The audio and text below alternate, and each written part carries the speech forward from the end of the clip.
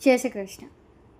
સૂર શોધવાના એપિસોડમાં આપણે આગળ તમને અમુક સૂર શોધતા પહેલાંની સ્થિતિ અને એનું મહત્ત્વ શું છે એ જણાવ્યું હતું. આ ભાગ બીજો છે, એમાં સૂર કેટલા છે, કયા કયા, એ તમને હું જણાવીશ. તાનપુરો લાવો શાખાજી.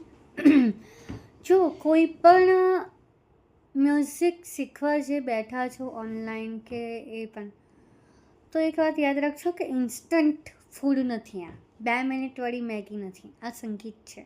શીખતા વાર લાગશે.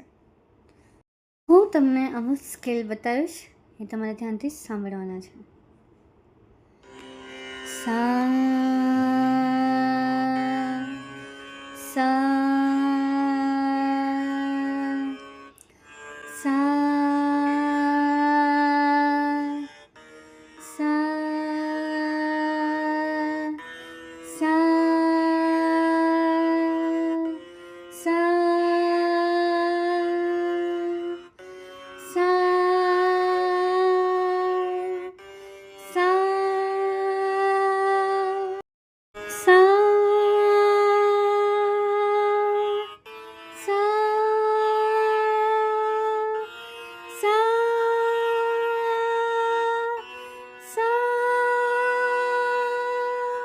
સો આ હતું સારેગમપધનિસા. દરેક જે 7 સૂર છે એ મેં તમને બતાવ્યા. મેં ગાયા ભલે એને ખાલી સાથી છે. હું હજુ પણ આને ખુલ્લા અવાજમાં કરી શકું, પણ હમણાં તમને ખાલી હું સ્કેલ બતાવતી હતી એટલા માટે મેં નથી કર્યું. અને હું જે વિડીયો બનાવી રહી છું એ રાતના 11:30 છે. તમારો અવાજ બીજાને સંભળાય એને કહેવાય રિયાઝ. સો મેં આ તમને સ્કેલ ઉપરવાળા બતાવ્યા. હવે આને મારે નીચે કરવું હોય તો આમાં તાનપુરો હું નહીં લગાવી શકું, કારણ કે કોઈ એપમાં નીચેના સ્કેલ નથી. યુટ્યુબ પર તમને મળી જશે. સા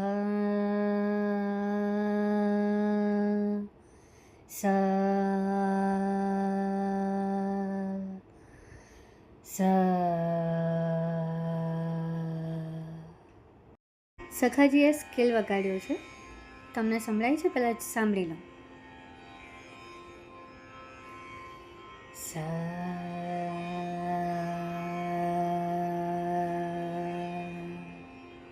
સો આ જે સ્કેલ મેં તમને બતાવ્યું એ સૌથી નીચે શ્રુતિ બોક્સમાં છે, પણ આપણે પ્રયત્ન કરીશું કે આનાથી નીચે જવાય કે નહીં. મારા માટે પણ એક ચેલેન્જ છે, બિકોઝ મેં મારા 25 વર્ષની જર્નીમાં મેં આટલું નીચે ગાયું પણ નથી ને રિયાઝ પણ નથી કર્યો, પણ સૂર લાગવા જોઈએ. એકવાર બેકઅપ માટે જોઈ લઈએ આપણે સ્કેલ કર્યો તો સા તો એનાની નીચે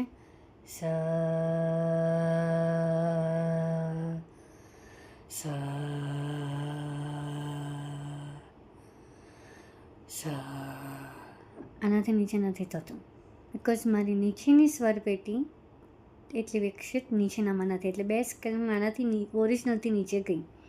થર્ડ જે સ્કેલ લગાવ્યો એમાં હું નથી જઈ શકી. રિયાઝથી એ થઈ શકે છે, હું પણ કરીશ આ રિયાઝ. એકવાર પ્રયત્ન કરીએ આનાથી નીચું જવાય છે કે નહીં. જે થર્ડ સ્કેલમાં હું અટવાઈ ગઈ હતી એ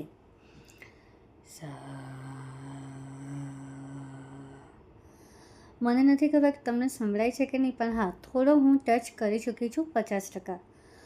આની બેઝિક વસ્તુ હું તમને એટલું જ કહેવા માગું છું કે મારું નીચેથી ઉપર સુધી તાર સપ્તકથી ખરજના સપ્તક સુધી હું જઈ શકું છું.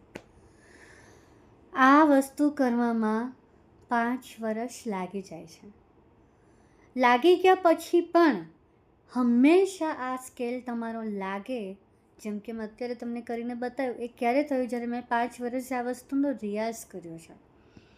જો મેં રિયાઝ ના કર્યો તો અત્યારે જે હું તમને વિડીયો બનાવીને બતાવી રહી છું એમાં વિડીયોમાં જ લોચો પડી જાય.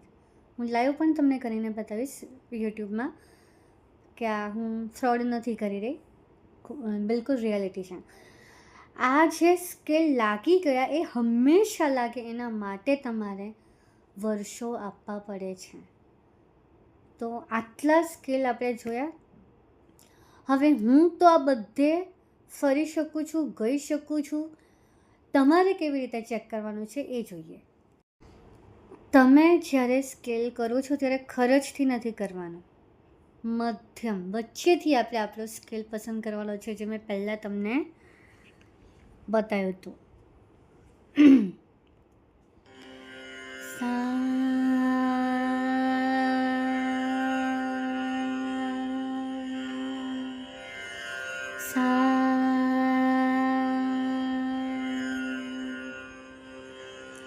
આ થયું. અહીંયાથી જ સાત શરૂ કરશો. હવે સ્કેલ આપણે કેવી રીતે શોધીશું એ તમને બતાવું. એકદમ કન્ટિન્યુઅસલી સારે ગામા બધાની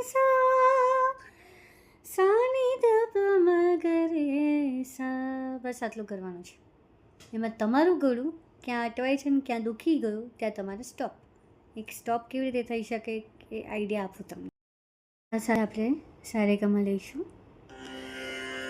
સારે ગામા પધાની સાની દપ મગરે સા સા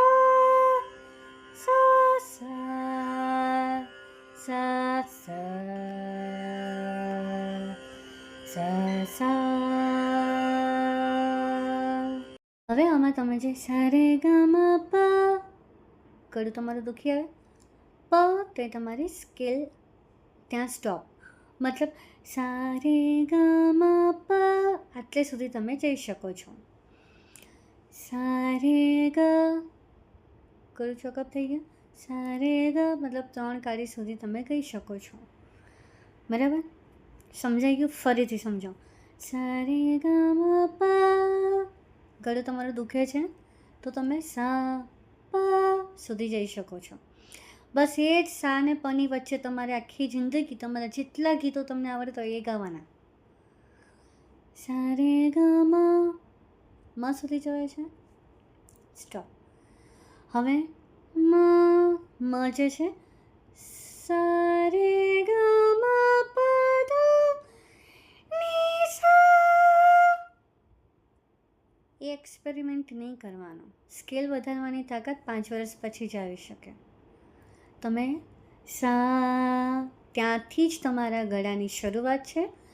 સારે ગામા પ ત્યાં સુધી તમારા ગળાની રેન્જ છે. સા તમને મળી ગયો. આ એક રીતે પણ તમને તમારી સ્કેલની આખી સીડી મળી ગઈ. તો પહેલાં એમ થાય કે હું તો હવે પ સુધી તો ગઈ જ શકું છું ને. સારે ગામા પ સા નહીં કરવાનું. સા પહેલો સ્ટાર્ટિંગ તમારું નીચું જ હોવું જોઈએ. મૂળ સા જે છે ત્યાંથી જ હોવું જોઈએ, મધ્યમાંથી જ થવું જોઈએ. સા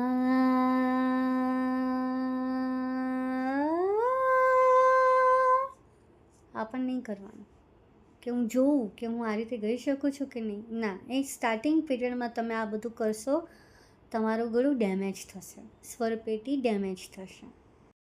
તો સૌથી પહેલાં મધ્યનો સા લેવાનો છે. જે સા છે એને જ પકડવાનો છે. તમને તમારી રેન્જ આ રીતે ખબર પડી ગઈ હોય તો બહુ જ સારું. ન પડે તો મને DM કરજો, કમેન્ટ કરજો, એટલે હું તમને બીજી ટ્રીક આપીશ. શરૂઆત સાથી જ થશે. સા વગર તમારું સંગીત અધૂરું છે. સાને પકડવા માટેના કોઈ શોર્ટકટ નથી, કોઈ ટ્રીક નથી, કોઈ બીજી મેથડ નથી. આ હું જે તમને શીખવાડી રહી છું એ સીધી સિમ્પલ સરળ ભાષામાં સા એટલે શું, સાનું મહત્ત્વ, સાના માટે પકડવો જોઈએ અને સાને કેવી રીતે પકડી શકાય, સાને કેવી રીતે ઓળખી શકાય એ મેં તમને સીધી સરળ ભાષામાં શીખવાડ્યું છે, સમજાવ્યું છે. તો આવતા વિડીયોમાં આપણે જોઈશું સા સાથે રિયાઝ આપણે કેવી રીતે કરીશું.